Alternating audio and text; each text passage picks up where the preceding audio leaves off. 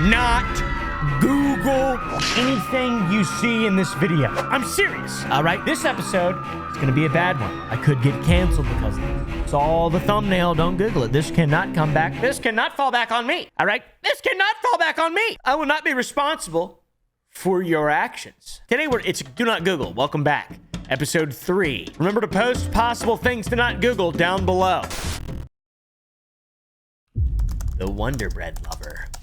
Michael, aka Murlogic, is a man most known for his view of industrialism and his obsession with destruction.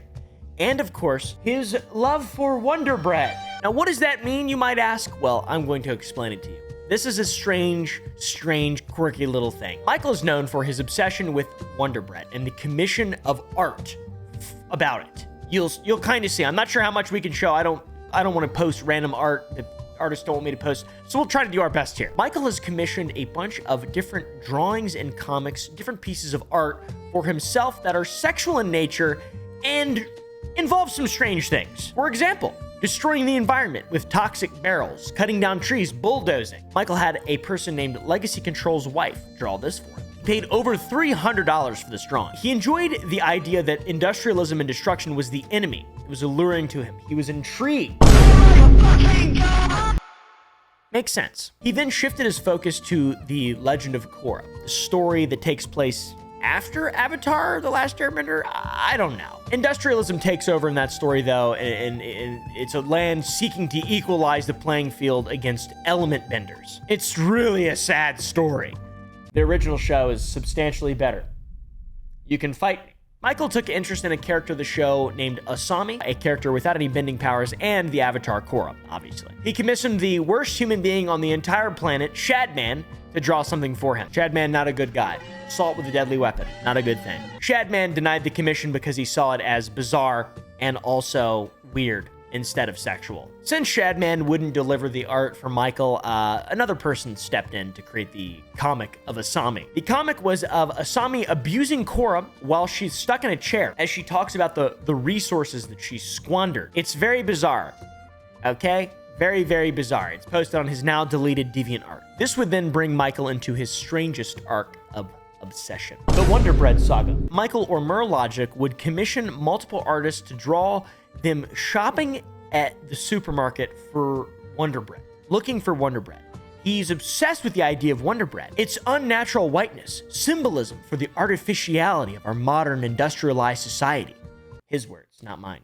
Not Ted K's either. He's obsessed with white blonde women shopping for Wonder Bread at the supermarket. And the craziest part is the white women weren't the main allure. It was the Wonder Bread. Michael even claimed that he pulled his sausage to pictures and advertisements in a book on Wonder Bread.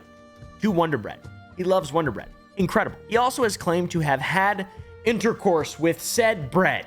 What? Why is he so obsessed with bread? So in 2018, many people found out that the seemingly innocuous images commissioned by Michael of white women shopping for white bread in supermarkets, it's a fetish. It's not just innocuous. It's a fetish. It's bizarre. They would look at his DeviantArt page and find all his creepy commissions. Someone on Tumblr asked if they knew the Wonder Bread guy. It started a thing. It started a rabbit hole. I love it. A deep dive into this reveals that Michael, in fact, spent money, lots and lots of money, on commissioning art of women shopping for Wonder Bread and cutting down forests to build factories and more. The Wonder Bread thing is weird. Now, why is he so infatuated with Wonder Bread? Why does he care about this disgusting white loaf as much as he does?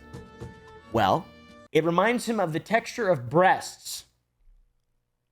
I don't have anything against it, but it's just so overtly specific. Why does it have to be only white bread exclusively? My first job I had was at a local job called Bounty Farm, which was funded and supervised by an organization referred to as Pachamama People Services Center. I met my now ex-girlfriend at this place. When I was finally ready to go to her old apartment in Roden Park, she let me touch her breasts while we watched cows moving cattle.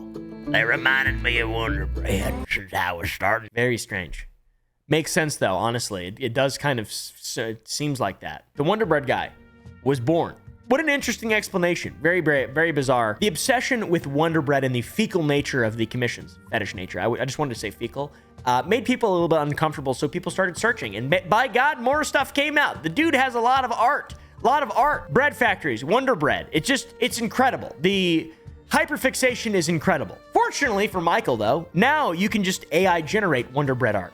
Pretty dope. I like that. My boy's alive, by the way. He's posting about Wonder Bread, and he's using AI to its fullest extent. It's incredible. Of all the bizarre things people are interested in sexually, this is not a harmful one, but man, is it weird. And the rabbit hole is very, very interesting. Merlogic, what an interesting character. The Angry Birds movie, anti-immigrant racist propaganda. The Angry Birds movie, you guys have seen or heard of it, maybe. I'm not exactly sure. I played the game a little bit when I was a young buck, but I didn't really watch the movie. Wasn't that into Angry Birds, like some people. But for some people, it is the most controversial message in the modern era. I believe even Vox did an article about it, saying it's the Trumpiest kids movie ever made. I'm not gonna get political in this video, by the way, for your information, guys. And also, this is crazy. This is a bit of a schizo post. It's a schizo post. This is a schizo. The Angry Birds movie is, I mean, let me just explain it, all right? I will explain it first by just telling you a bit about what Angry Birds is. It started off as a simple little mobile game, and then they made a movie because it was really popular and they love making money off things. The movie is about pigs that need a place to stay, and they travel an island and coexist with birds, which in the games, they're killing each other, you know? So it's an interesting take. But in reality, the pigs are there to steal the birds' eggs and destroy their civilization. So most people see this as a joke and a lighthearted movie, but one man saw it as something completely different. And I'm not saying this guy is racist necessarily, but the video did not go over that well that he made on this. He made an essay, a video essay on Angry Birds and how Angry Birds is a racist, homophobic, anti-immigrant movie. Here's a screenshot. Muslims of the past are not the same as Muslims of today. Don't judge. Allahu Akbar. Just one moment of the video. No context. What the f***? The following are real claims by this man. I do not agree with any of them. Let us continue. These are the following claims by a fellow named Noggin about the meaning of the Angry Birds movie. Instead of a lighthearted movie, this man sees the movie being about anti-immigration and racism towards the pigs for being different from the birds. So the pigs are from their own island and they wish to immigrate to the birds' island. They seek refuge there. The creator of the original video even superimposed Angela Merkel over the leader of the city. This may be a reference to how many governments in Europe are taking in immigrants and refugees and happily calling them all friendlies. So Red, the main character in The Red Bird, has anger towards the society he lives in. The liberal society with gluten-free things, such as things a hipster would enjoy. He's very this dude is very obsessed with symbolism between hipsters. Very bizarre. He says that the far left is getting in your face. He says that there's transphobia in the movie. For example, the mother birds in the parenting classes having beards and Red being shocked. He claims that Red is a right-winged bird in a left-winged world. It's almost like comedy, dude. What is going on? He alludes to Red being red-pilled. There's some homophobia. Red is dismissive of polyamorous relationships and hedonistic values. Here's some immigration stuff, guys. I gotta be more careful about what he starts talking about here because his channel's literally deleted, not specifically from this video. This is a re-upload, but it gets really, really, really heavy, man. It gets into immigration, Islamophobia, some American symbolism. It's fucking crazy. Dude, it's the Angry Birds movie. Shut the fuck! Noggin eventually came out and made some clarifications to the video. Did a little bit of apologizing stuff. It was really, really, really insane. So, anyways, whew, finally that one's over. The SpongeBob skin theory. This one I find to be a little bit bizarre. SpongeBob, one of my favorite shows growing up. Patrick!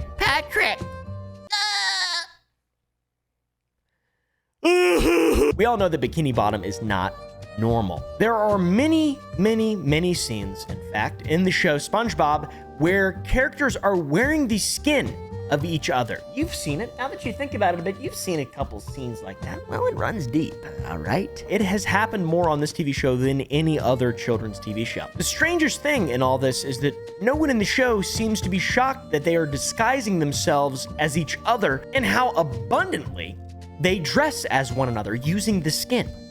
That is the skin theory. By wearing each other's skins, the characters of SpongeBob are able to commit nefarious acts or remove pieces of themselves frequently. This includes tearing themselves in half, ripping off their own skin, hiding in each other's bodies, and also just in general wearing each other's skin. The evidence is clear, as there's also a documentary on YouTube that's over an hour long about things in Bikini Bottom. The documentary is very interesting. There's many takes in the video. One of them is that there are no actual fish in Bikini Bottom, that it's just a play, and they're human beings wearing suits. And there is proof of this because some characters have human features. Take Squilliam and his abs, or Sandy and her ripped arms. It's not very squirrel-like. Another theory is that everyone in Bikini Bottom is delusional and suffer from psychosis, deliriousness, and they just think that it's normal to wear each other's skin theory. The most strange take is that it is a religious custom to wear each other's skin, and the god of their religion is the Flying Dutchman. He's in the show, you remember him. The fellow in the documentary believes that this is the case because it's a reference to ancient civilization and performing ritualistic dances to scare or please the gods in order for them to spare or save the people of the religion. So that's the reason for them wearing the skin somehow. It's like I don't know, it doesn't really make a lot of sense to me. But we do know one thing is for certain. Things are not normal in Bikini Bottom. I prefer the idea that it's a test site for nuclear explosion off Bikini Atoll. Bikini Atoll, Bikini Bottom. Get it? Funny. That's gonna be in another video. Fictosexual. Married to my waifu. There's a lot of characters from movies, TV shows, and games that are beloved by many. For example, Lara Croft, Tomb Raider. The siblings that have sex a lot in Game of Thrones. Metroid. From Seamus from Metroid. What's her name?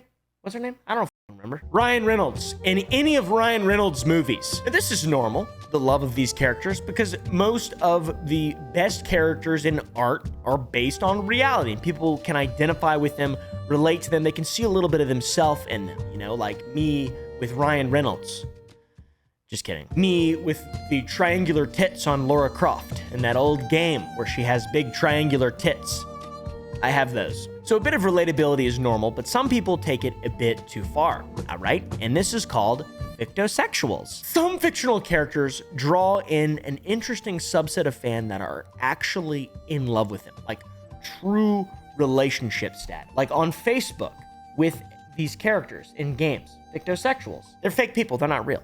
They're not real. It's a funny name, fictosexual. It's like some weird human need to just label every single thing that exists. Fictosexual, fictophile. That's a little weird, but it's a little more unsavory. If you've ever spent any time online, you've probably been exposed to people like this. People who over-sexualize fiction, the micro communities of My Little Pony, you've heard of that. The MCU, Mythbusters, fan fiction is that thing. It's that. I mean, how much has been made on Overwatch, brother? Come on. You can't tell me you've never Googled it. Alarmingly, in recent years, and probably not even just in recent years, but throughout time, because people have always been fucking crazy, there are people who are potentially mentally ill that need some form of therapy, who retreat from our reality into their dreams, or their alternate realities, to be with their favorite fictional characters. There's also the alter thing. On TikTok, you've probably seen that. The people who have the ultra rare disease that causes multiple personalities to exist within them, and they just use it as a part of their identity to get likes on TikTok. It's very strange. Very bizarre thing people like to do. It's a bit of a social contagion, if you will. There's videos of teens and young adults being taught how to shift into alternate realities where superheroes are real, Harry Potter is real, or into the upside down of Stranger Things. This is a person that made a TikTok about their experience with Eddie and Dustin from Stranger Things. Is this satire? I have no idea. But please, Tara, hide their identity. Thank you. Let's be respectful here, my friends. And now these people aren't specifically fictosexuals. This is just a subset of that similar idea where you're believing something is real that is not real, and then you are manifesting it into your reality through some kind of dissociative mental disorder. So are these people just insane? Are they making shit up? Are they just dreaming and they think the dreams are real? Could be a similar way to explain alien abductions. I really don't know, but I do know that fictophiles are very entertaining. One of the very first and most notable examples of fictophilia, the phenomena was linked to the Harry Potter series. And this original sin wasn't your typical fan fiction, okay guys? It wasn't your typical shipping of characters. It was bizarre. Oh, Alan Rickman, may God rest his soul. You know him, Severus Snape of the Harry Potter series, found a cult following amongst middle-aged women who found themselves hopelessly in love with this dark fictional character. These women became known as Snape wives, though they were not always middle-aged, as I was one. Here's a video of someone who claims to be a Snape wife, who seems to be young as well. Look at their bedroom decor. Definitely a Snape wife. Here's a picture of Cerberus and his brides. What the? I am always right here with you. Leave my man alone. This is like the OG parasocial relationship. The bizarre twist in all this that kind of goes above me just making fun of people who are, who just really like a character in a video is these people believe they can have actual interactions with these things that are not real. Some people in the Snape wives fiasco thought they were married to Severus Snape, and they can communicate him through, guess what? The astral plane, guys. We went there. The astral plane. The whole Snape thing doesn't end there, though. There was Snapists, people who practice Snapeism. It's like a pseudo-religion. It would allegedly have real-world meetings where they would channel Snape and take turns having marital ceremonies with him. Harry Potter. Very strange, though. Yeah, marital ceremonies, very strange. The three main women in the Snapist cult devoted to Cerberus were Conchita, Rose, and Tonya. They would journal about their interactions with him and how misunderstood he was. He was a character hopelessly in love with Harry Potter's mom.